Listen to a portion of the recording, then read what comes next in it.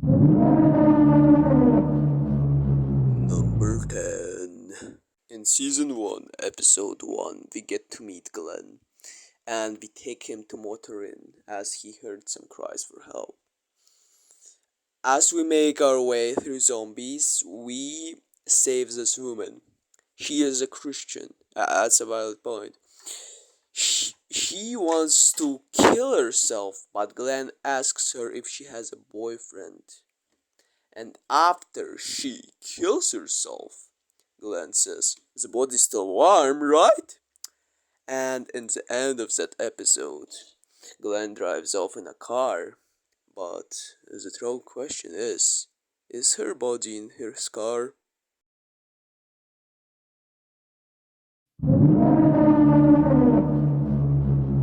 Number 9. In episode 1, we meet Kenny and Katja and their son Doc, which means they had sex. And that is very inappropriate, and the reason why Doc is ugly is purely because of Katja, because my man Kenny could never birth that ugly of son of a bitch. That's why I killed Doc. But the true question is, what would happen if Lee and Kenny had sex? Would it be the most prettiest baby ever?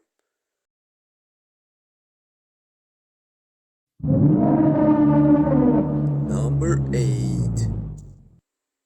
In episode 1 of season 1, we find out that Lee goes to jail for his thug activities, which is a very racist portrayal of a black character from Telltale, and they should get cancelled, but we're not going to talk about that yet. The question is, if Lee is a thug, can he do the thug shaker? And if so, how big is it, and how is Lee's thug shaker skills? Would Lee appear on Thug Hunter? And if so, is Thug Hunter 74 Lee's big brother?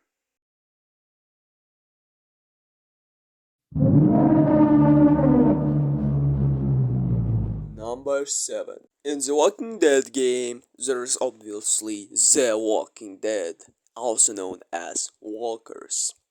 If you may need to survive this apocalypse, you need to know, are walkers breedable?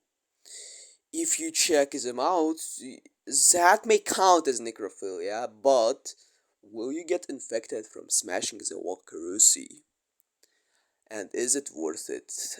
I think if you try to smash a walker, you might get bitten. You may not get bitten. Depends.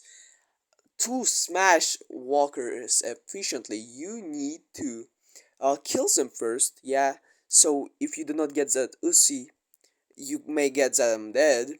Either way, they're gonna be necrophilic. So nobody can judge you.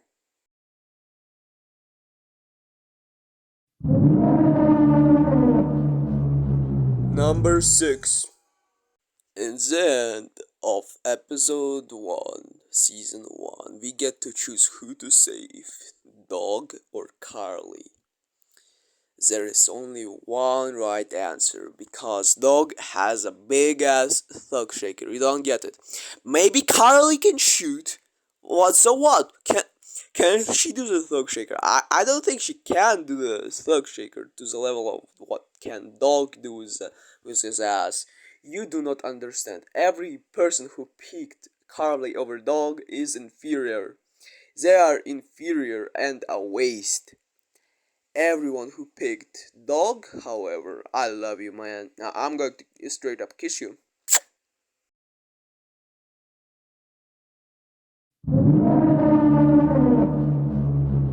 Number 5.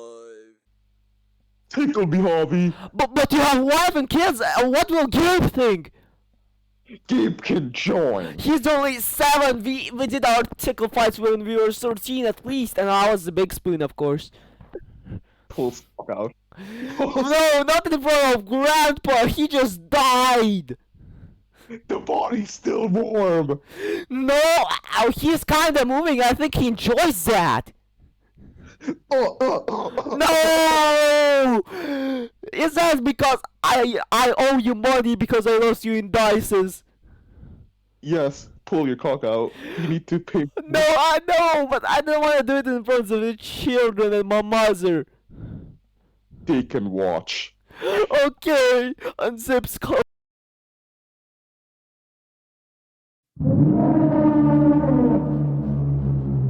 Number 4. In the end of 4th episode of Season 2 The Walking Dead game, our Russians approach our group and AJ starts crying because of that.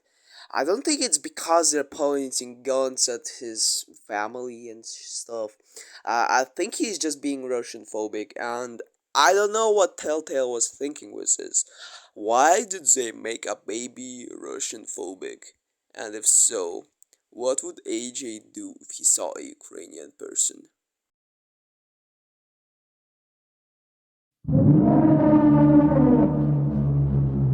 Number 3. In Season 2, Episode 2, Pete finds out about his lover, Matthew, getting killed by Nick. And the question arises, is Pete a homosexual? Because, I don't know, having a male partner is kinda gay because, you see, you're having gay intercourses with them. And I'm not homophobic, but hear me out. Having sex with your friends is very gay. Even though they might say no homo, but it's still gay as fuck. That's why Pete is a homosexual, and The Walking Dead game Season 2 is a gay agenda.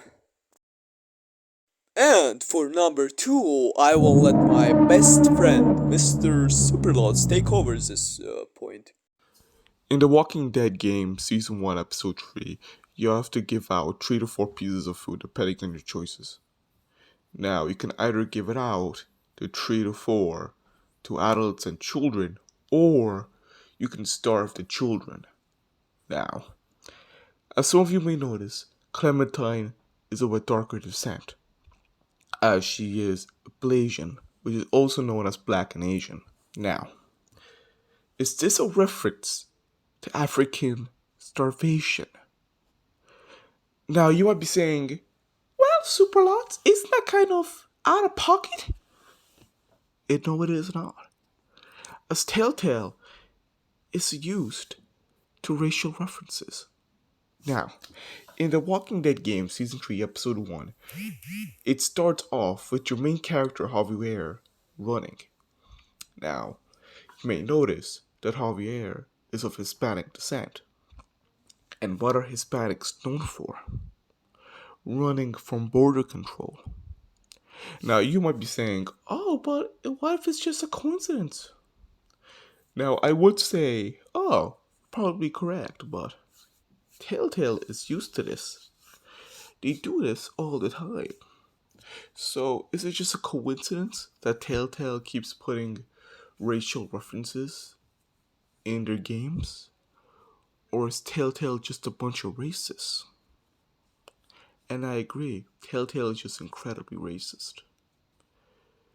As they keep doing this. In the Walking Dead game, Season 1, Episode 1, you start off as your character, Lee Everett, who is a black man in a police officer car. Now, he's in there for murder. Do I need to explain myself? Coincidence? I think not.